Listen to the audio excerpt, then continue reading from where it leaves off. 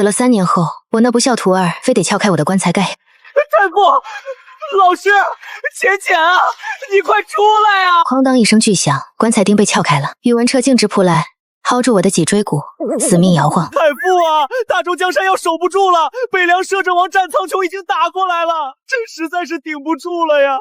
如今唯有你能救大周于水火呀！他的眼泪不要钱似的砸在我昂贵的金丝楠木棺上，摇得我骨头都快散架了。滚啊，道徒儿，死人该有合法躺平的权利。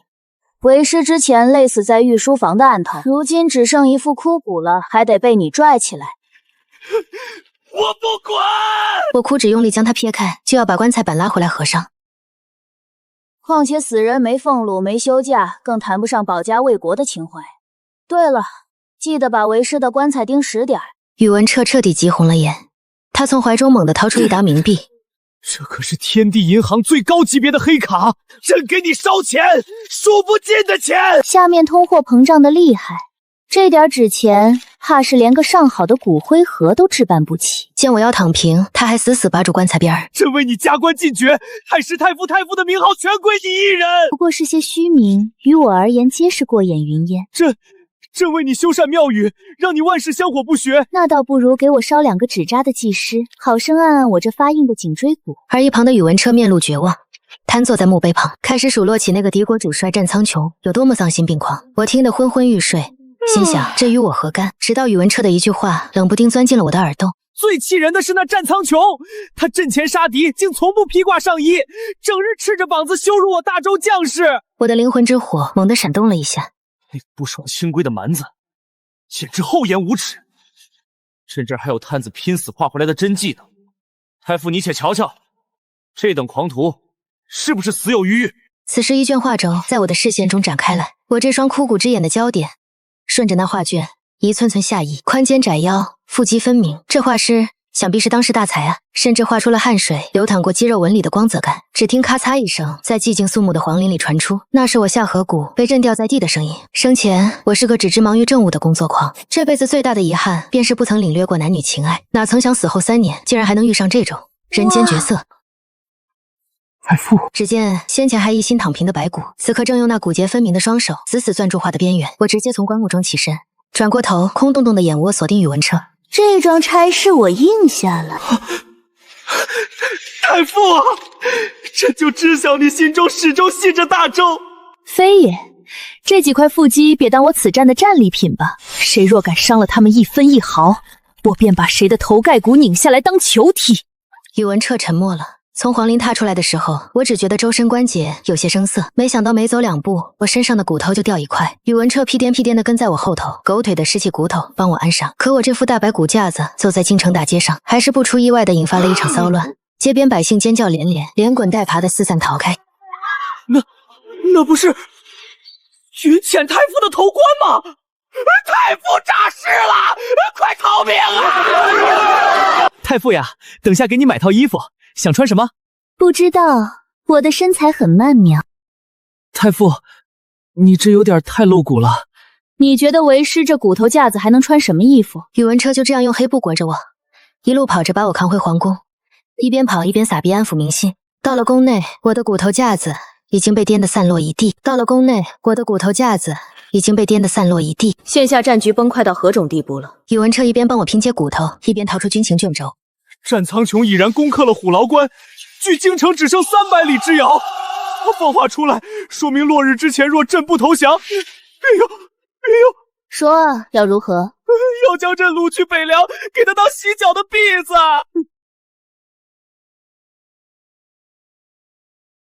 就你这笨手笨脚的德行，给人端洗脚水，怕是都要洒一地。传我令下去，3军整肃，随本座出征。给战苍穹带个口信儿，让他把衣服穿严实点，尤其是腰腹那一块，给我洗得干净利落，等着。本太傅这就去验货。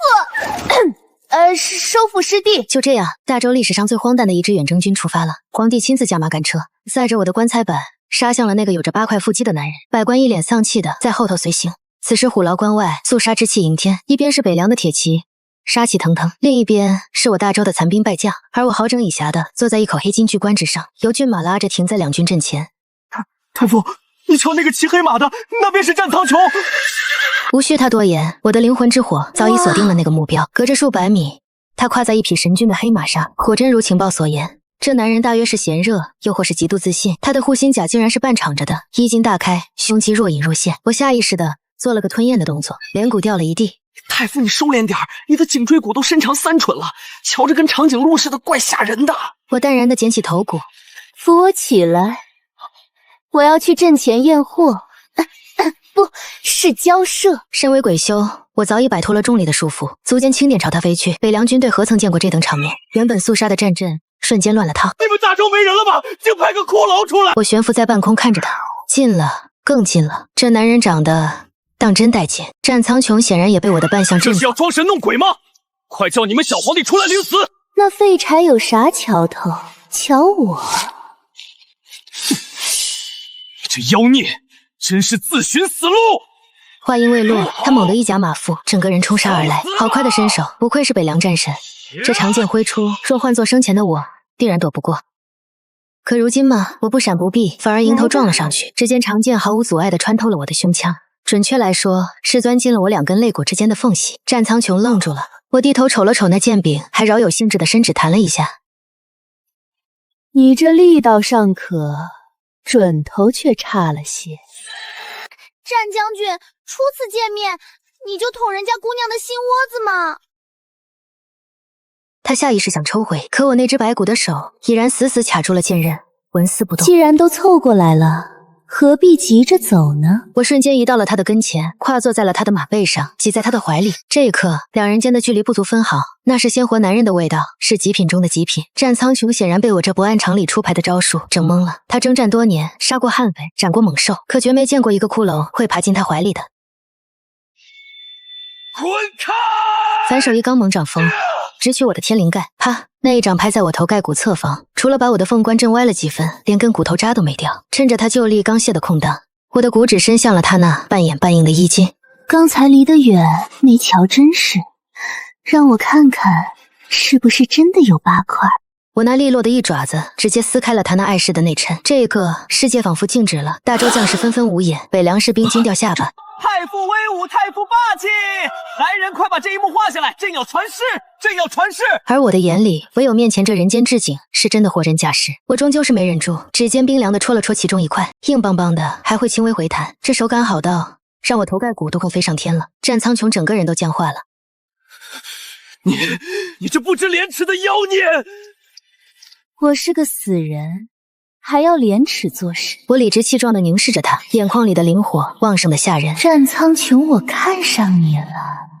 我竖起2根骨指，在他眼前晃了晃。准确说是看上你这副身板了。现在给你2条路：一，立刻退兵，随我回大周做我的私藏宝贝，我保证每天只磨半个时辰，且付你优厚的出场费。2，我把你这10万战机全变成骷髅，再把你五花大绑拖回去，做我的私藏宝贝。全场死一般的寂静。战苍穹怒极反笑：凭你一具枯骨也想拦我10万大军，我看你是想再死一次！随着他一声号令，北凉大军齐声震吼。全军冲锋，踏平大周！我依旧稳如泰山，抬手打了个响指。跟我比人多是吧？那就让你们领教一下，什么叫做亡灵天灾。大地开始疯狂震颤，在北凉军惊恐的注视下，一只苍白的骨手破土而出。那是千百年来埋骨于此的魂灵，无论大周北凉接受我召唤。虽说我钟爱帅哥的腹肌，但打仗这种脏活还是让他们代劳吧。别怕我不拆你，毕竟弄坏了可就不好使了。此时战局瞬间逆转，我的亡灵军团相当讲职业道德，他们并不急着杀人，而是非常礼貌地将北凉士兵围成圈。投降不杀，包吃包住。虽说吃的是蜡烛，住的是土坑，但胜在编制稳定。不知是哪具生前做过说客的骷髅在那儿吆喝，北凉士兵心态彻底崩了。而我正忙着打包我的战利品，战苍穹被我用宇文彻的裤腰带五花大绑，横在马背上，他依旧在剧烈挣扎，那双眼死死。妖女，有种别杀了我！士可杀不可辱！战将军，纠正你几点。第一，我是骷髅，请尊称我为高干素活性遗体。第二，谁说要辱你了？我这是在进行人体构造美学研究。第三，你若再乱动，露出来的可就不止腹肌了。战苍穹浑身一僵，瞬间不敢动弹。你到底意欲何为？当然是带你回太傅府，做我的压寨相公啊！回到大周营地，宇文彻这狗皇帝为了讨好我，竟特意命人将我的太师大帐布置成了洞房，触目所及皆是大红喜字，连我那口金丝楠木棺材上都挂了个大大的绣球。太傅，您瞧朕办事利索吧，朕连酒都为您备齐了。徒儿啊，你是不是对我这副身体的构造有什么误会？这酒灌下去，你是打算帮我洗洗肋骨吗？那朕给您换成上好的润滑油。我看您方才走动时，膝盖骨嘎吱响的厉害。滚！守好大帐，本座要亲自审理这尊战俘。我懂，我都懂。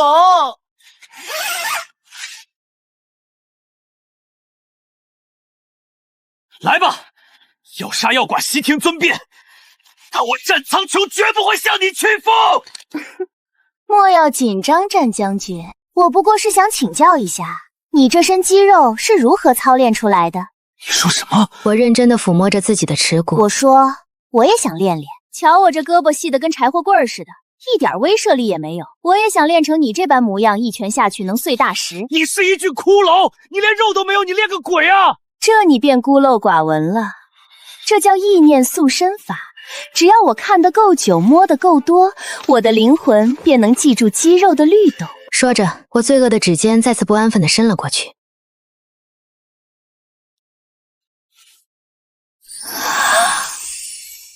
哇哦，这便是人间极品的含金量吗？住手！你这不知廉耻的女流氓！哎呀，别这么吝啬嘛！咦，你怎的还在发颤？那是被你气的！我这人不白嫖，按次收费，摸一次10000冥币如何？谁要你的死人钱？不要钱？那你是想要我这人？哎呀，虽说我生前也算端庄，但既然你如此主动，我也不是不能考虑，毕竟我也到了适婚年龄。你做梦！我战苍穹便是死，也绝不会取一具骨头过下。真香定律，了解一下。太傅，不好了，有个妖道打进来了！话音未落，一股阴冷的气息便穿透营帐，只见一只漆黑的手撕裂帐篷底，直奔我的天灵盖。好一具极品灵骨，若炼化本座，定能神功大成。小心！你看男人嘛，嘴上说着不要，身体还是很诚实的。滚！灵魂威压忽然爆发，那大手生生停在半空，帐篷被彻底掀开，露出了外面那个干尸老头。老东西，你搅和到本座谈情说爱了，好不容易烘托出来的暧昧气氛。此时幽冥老祖瞅了瞅被绑着的战苍穹，谈恋爱和他？你一具骨头怎么谈？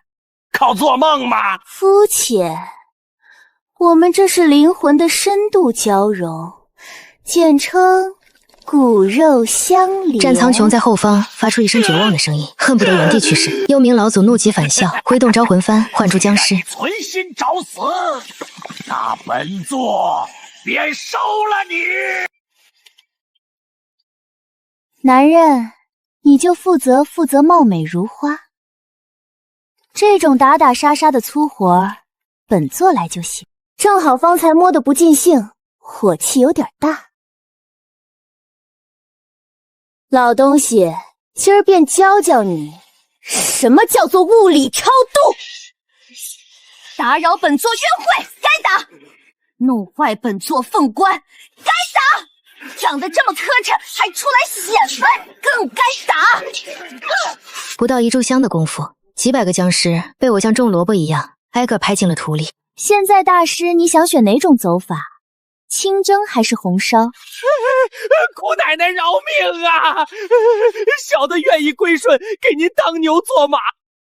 你想当我洗脚婢？这行当竞争压力这么大的吗？最终，幽冥老祖成了我的头号跟班。为了苟活，这老头还献祭本命灵火，成了我的契约奴。我给他改了个顺口的名儿，叫旺财。之后，我们顺利回到了大周。此刻太夫府的后花园里，旺财正挥舞着皮鞭。此刻太夫府的后花园里，旺财正挥舞着皮鞭，指挥着僵尸在卖力的翻土施肥。没吃饭吗？哦，对，你们确实不用吃饭，那就多吸2口土。我则是仰躺在特制的摇椅上，旁边的小几摆满了御膳房送来的顶级美食。可惜我这副身架子只能看不能吃。战苍穹坐在我对面，拿着筷子，一副视死如归的模样。吃啊，盯着我做甚？这可是御厨的拿手菜。你非要这般盯着我吃吗？不然呢？我虽无味觉，却有视觉通感。看帅哥进食，这叫秀色可餐，懂吗？他深吸一口气，夹起一块肉塞进嘴里。我立刻凑近，几乎贴上他的脸。口感如何？是否入口即化？快给我写个500字的小作文，描述一下。云浅，你当真是有病！我有啊，我有严重的肌肤肌廓症，只有你能医。他再次被我的厚脸皮彻底击败。太傅，这也要吃？御膳房那帮见风使舵的，把好东西全送你这儿来了。好啊，朕都舍不得动的水晶肘子，你竟然喂给这个嘀咕案子！这是云浅给我的。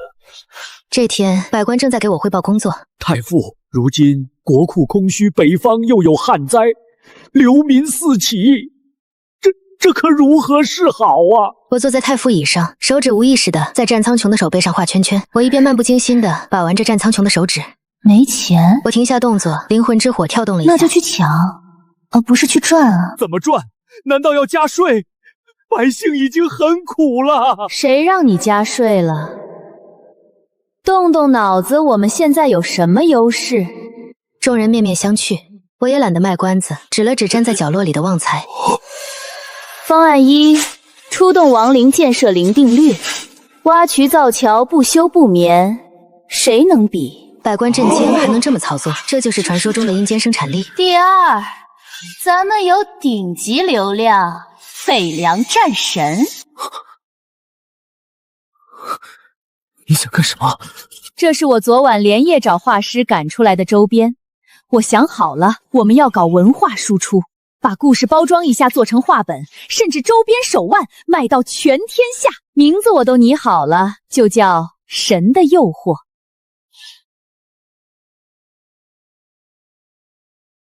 我有预感，这玩意儿能让全城的富婆抢破头。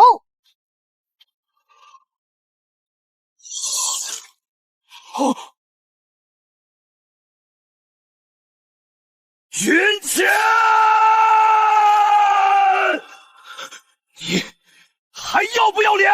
脸皮早烂光了，剩下的全是精华，赚到的钱分你1成，不用谢，这是你应该得的。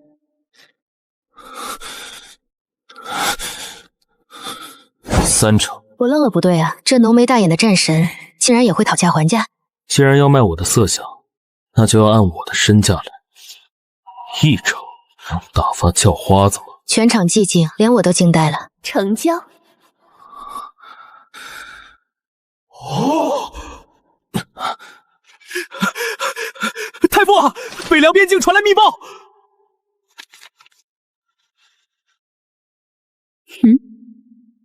战将军，你的好兄弟似乎不太安稳啊。你失踪这些日子，他已经联合了3位王爷上书太后，说你被妖女蛊惑，有辱国威，请求废除你的摄政王之位。哼，果然，我早该料到，这帮墙头草见我不在，便开始蠢蠢欲动。怎么，你不急着回去保住你的王位？你可知我为何年纪轻轻变成了摄政王？因为我从小便是北凉皇叔的棋子，太后需要我为北凉开疆拓土，丝毫不管百姓安危。这些年我征战四方，换来的不过是满朝文武的猜忌和防备。只有在你这里，我才觉得日子过得最轻松。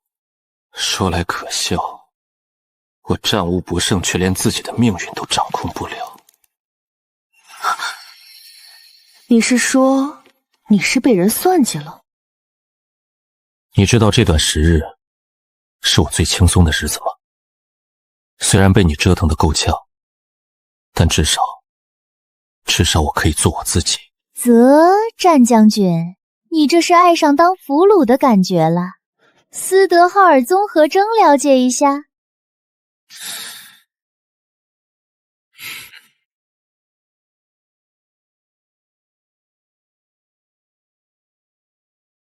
战苍穹，你愿意留在大周吗？你为什么这么问？虽然我馋你身子是真，但我也不想看到这么好的腹肌浪费在那些无聊的权谋斗争上。云浅，你还真是一个奇怪的骷髅。彼此彼此。北凉皇室开始坐不住了。他们那位太后听说自家的摄政王竟然被大周一个骷髅妖女给迷得神魂颠倒，当即气得摔碎了3套官窑瓷器。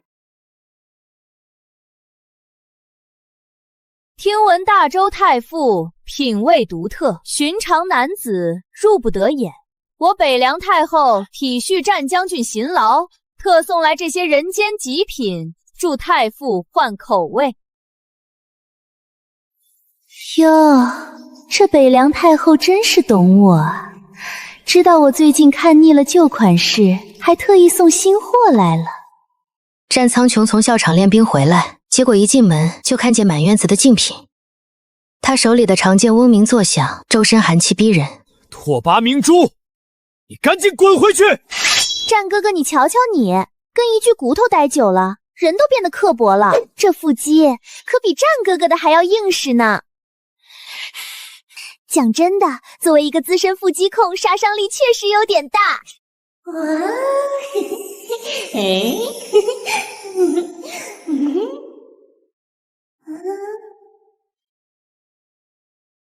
云浅，你方才说你看腻了。那什么，这不是为了咱们的文化产业考察新模特吗？知己知彼，百战百胜。考察？那你倒是对比看看，本王哪一点比他们差？滚！带着这些货色滚出大周！拓跋明珠灰溜溜地跑了，而我被战苍穹拎回了房间。此时京城豪华的醉仙楼内，我提出来的神的诱惑发布会就要开始了。旺财带着一群骷髅小弟充当安保，手里拿着写着禁止喧哗、禁止触摸、违者抽魂的牌子。我还把整个醉仙楼改造成了 T 台秀场。此时灯光暗下，醉仙楼内人山人海，不仅京城的贵妇小姐们来了，连隔壁几个城的富婆都连夜坐马车赶来。毕竟活捉北燕战神，并让他当众走秀这种千古奇闻，错过一次后悔8辈子。女士们，欢迎来到神的诱惑首发现场。今夜让我们一起见证什么叫真正的顶级男色。台下尖叫声几乎掀翻屋顶，烟雾缭绕中，战苍穹缓步而出，全场疯魔了，金银首饰像雨点一样砸上他。我不行了，我要给他生猴子！这胸肌，这腿，这眼神杀我！太傅真牛，太傅万岁！我坐在后台数钱数到飞天，这一波真是赚翻了，不仅填补了国库，还有结余给我修个黄金棺材。而就在气氛达到最高潮的时候，一个不和谐的声音响起：10万两黄金，这男人今晚归本小姐了！只见2楼最豪华的包厢里走出一个年轻女子，大周首富之女钱可多，正挥舞着银票，眼底全是占有欲。战苍穹站在台上，脸色已经难看到了极点。滚！哟，脾气还挺大，我就喜欢这种烈的，给本小姐绑回去。几个身材魁梧的家丁就冲上了舞台。我直接从后台走了出来，挡在战苍穹面前。谁敢动他？骷髅太傅，怎么你也想跟本小姐抢男人？别忘了，现在是大齐缺钱，本小姐这是在帮你们充盈国库。充盈国库？钱小姐搞清楚一件事，他是我的俘虏，我的合作伙伴，更是我看上的人。除了我，谁也没有资格买他。别说10万两，就算是把整大齐买下来，也不行。战苍穹，告诉他你归谁管。战苍穹看着我，突然笑了，他反手握住了我挑着他下巴的指骨，放在唇边轻轻吻了一下。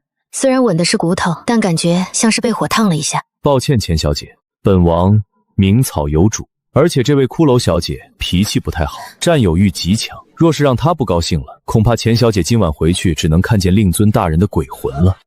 你们给我等着！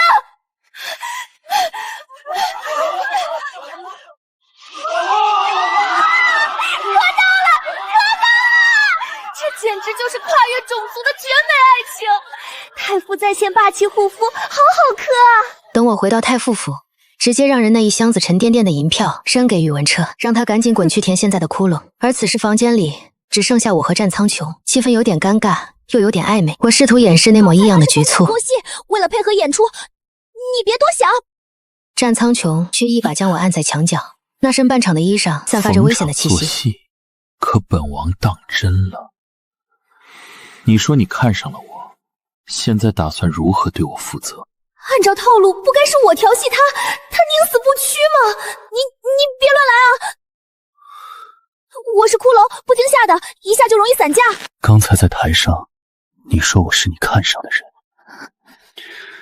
既然看上了，是不是该负起责任？就在这时，门外突然传来旺财惊慌失措的声音：“把咱们府围了，还带了天师府的人要来捉老大。”只见战苍穹眸中春意尽散，捉妖，正好方才我那火气还没消呢，待着等我回来，谁敢动你一根骨头，我便拆了他的全身。此时太傅府外，钱可多这次显然是动了真格。妖孽还不速速现身受死！本小姐今日就要替天行道，顺带把战将军抢回去做我的乘龙快婿。只见那100个道士齐刷刷地抽出桃木剑，嘴里咒语念个不停，漫天的黄符扑簌簌落下。说实在的，这场面若换个寻常小鬼，怕是早就被吓飞了。可我侧头瞧了瞧身边那个战将军，你也瞧见了，对方不仅人多势众，还配了重火力。要不咱们暂避锋芒，先跑为敬？跑？本王的字典里从未有过这个字。况且，方才是谁口口声声说要护着我的？现下怎的先打起退堂鼓了？激将法是吧？虽然这法子老套，但我受了。那就打！但这显然还不够排场。我从肋骨缝里掏出那张黑卡，顺风一扬：“诸位地府的兄弟，今日凡是过来助阵的，酬劳冥币100万，香烛无限量供应。”在这混乱中心，战苍穹动了，那些道士连他的衣角都没摸着。开炮！给本小姐开炮！玩真的？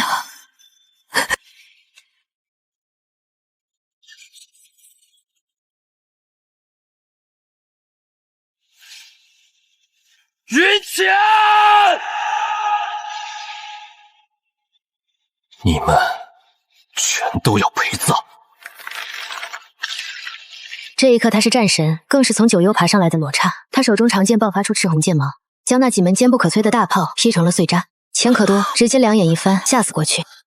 战苍穹跌跌撞撞地冲到我身侧，想伸手抱我，却又颤抖着不敢发力。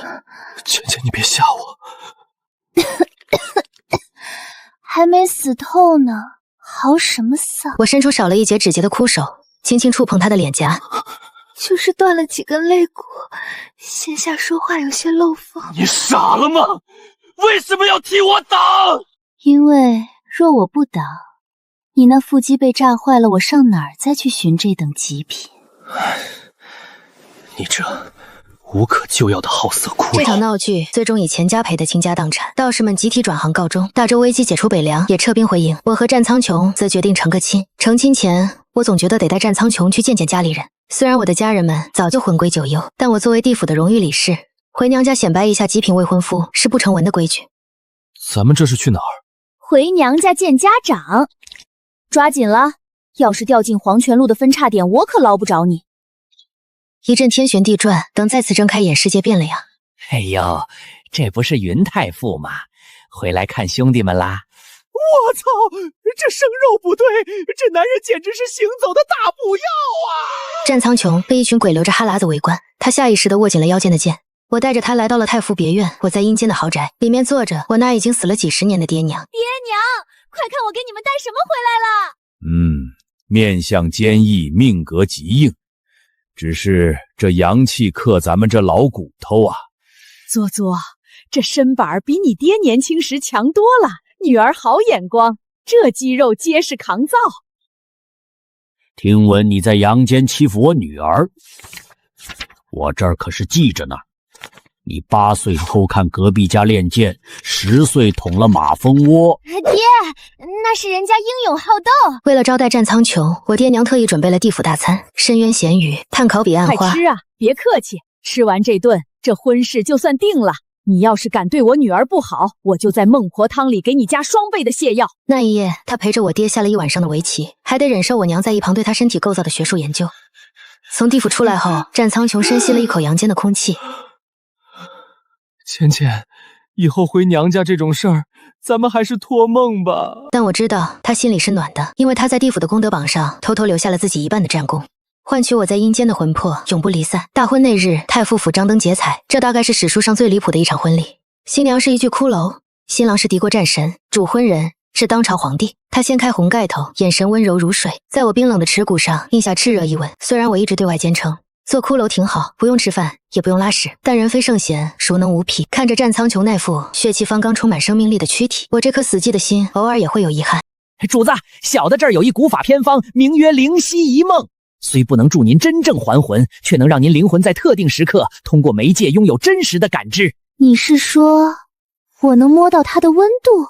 于是那晚战苍穹正在灯下研读军报，我深吸一口气，按照旺财的法门，将灵魂附在了一团被千年冰蚕丝包裹的灵力之上。在那一瞬间，奇迹发生了，我感觉到了灯火在眼睫上的跃动，最重要的是，我感觉到了自己的手。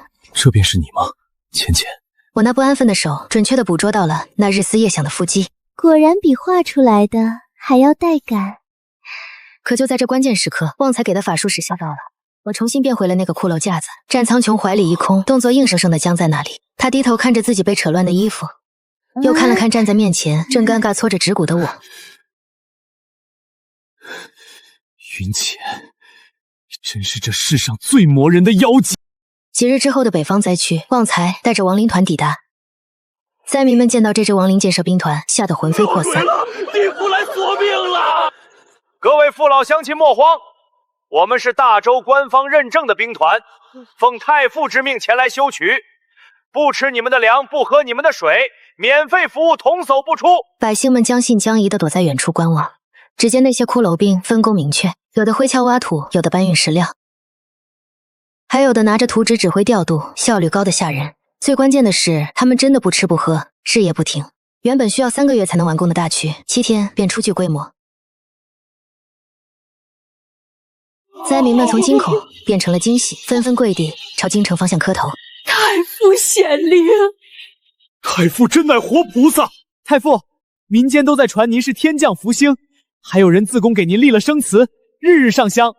生祠？我都死了3年了，还立生祠？让他们改成鬼祠，顺便多烧点纸钱。就在大周蒸蒸日上之时，北凉那边坐不住了。北凉太后派来的密使带着一封血书，太后娘娘病危，让您速速回京。战苍穹看着那封信，眉头紧锁。我凑过去指骨，点了点那血字，像是鸡血混了朱砂，做戏的成分居多。太傅何出此言？人血偏暗，这颜色鲜艳的过分，一看就是假的。回去告诉太后，本王如今是大周的赘婿，北凉的事，恕不过问。殿下，您这是要背叛北凉吗？本王从未背叛北凉，但北凉也没资格干涉本王的私事。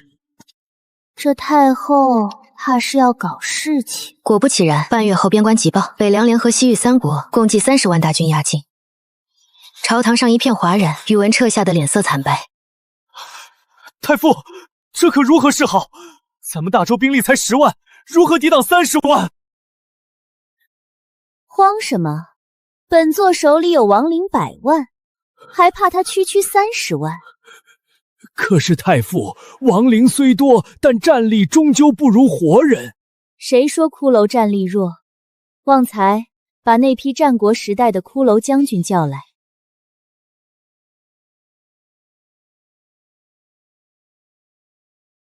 末将白起参见太傅。那个人屠白起，很好，本座要组建一支精锐骷髅军，尔等生前皆是名将，如今为本座效力，本座许尔等在地府封侯拜将。愿为太傅效死。浅浅，你这是要打造一支不死军团？不仅如此，本座还要让整个大周成为这天下最强盛的国家。到那时，谁敢欺我大周，谁敢欺你？杀骨头，本王不需要你保护，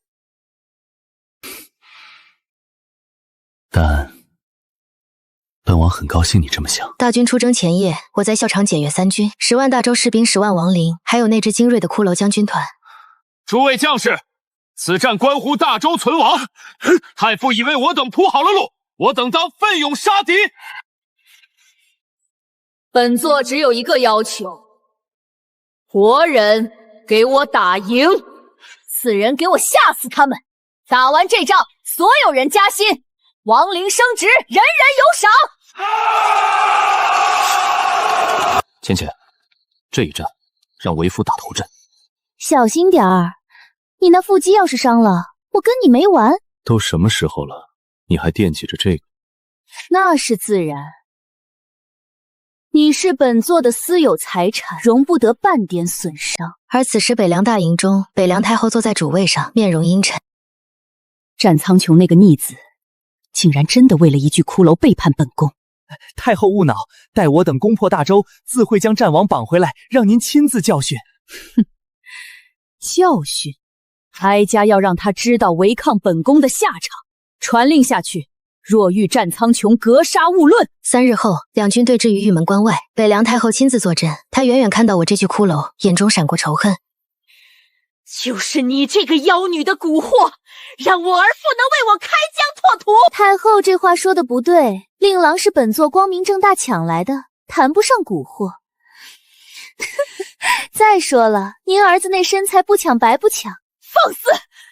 来人，给哀家杀了这个骷髅妖怪！只见北凉军中10几个披着黑袍的术士踏步而出，他们手持法器，口念咒语，漫天黑气朝我涌来。区区邪术也敢班门弄斧？旺财！旺财立刻会意，摇动招魂幡，霎时间地底下爬出数百具僵尸，将那些术士团团围住。想玩阴的，看看谁更阴。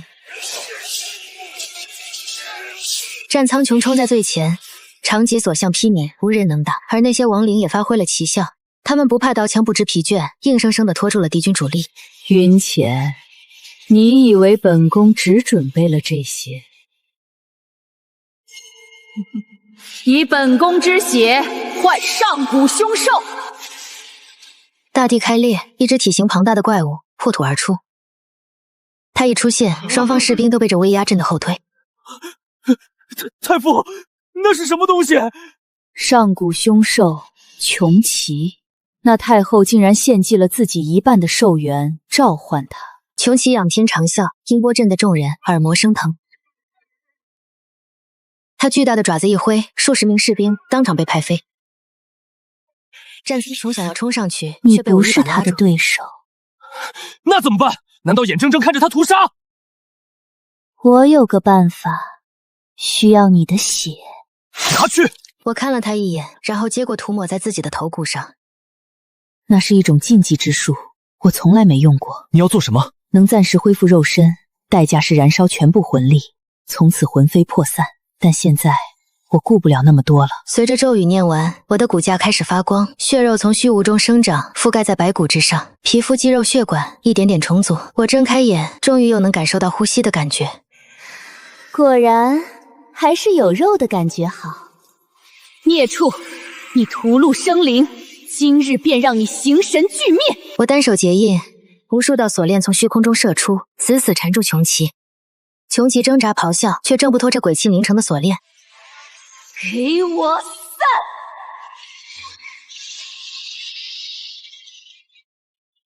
不可能！你怎么可能？因为本座从一开始就不是普通的骷髅，本座生前劳累而死，死后怨念不散，天道有愧赐本座鬼帝之位。你以为本座这3年在地户躺着睡觉？投降！哀家投降！我挥挥手，亡灵立刻上前将他擒住。北凉联军见主帅被擒，顿时军心大乱，纷纷投降。这一战，大周大获全胜。可我知道我的时间不多了，恢复肉身燃烧的魂力已经让我的灵魂开始消散，我能感觉到身体正在变得透明。芊芊，芊芊，你怎么了？没事，就是有点累。终于能好好抱抱你了。你别说话，我这就去找大夫。大夫救不了鬼，不过我不后悔。就在我即将消散之际，天空突然裂开一道金光。云浅，你生前鞠躬尽瘁，死后仍护佑苍生，功德无量。天道有愧，特许你还阳重获新生。金光笼罩着我，我能感觉到魂力在快速恢复，身体不再透明，反而越来越凝实。云浅，你真的活了？是啊，活了。所以，战将军，这次本姑娘可不是骨头架子了。你说过要让我验收一辈子的，现在我指尖划过她的腹肌，感受着那真实的温度和触感。这辈子可长着呢。战苍穹愣了一秒，随即失笑，一把将我打横抱起。周围的士兵们哄堂大笑，纷纷起哄。朕要昭告天下，普天同庆！从那以后，大周在我和战苍穹的治理下越发强盛，亡灵击剑队修桥铺路，神的诱惑系列畅销不衰，国库充盈，百姓安居乐业。而我终于可以名正言顺的每天光明正大的摸战将军的腹肌了。鬼生，哦不对，现在是人生了，真是充满了惊喜。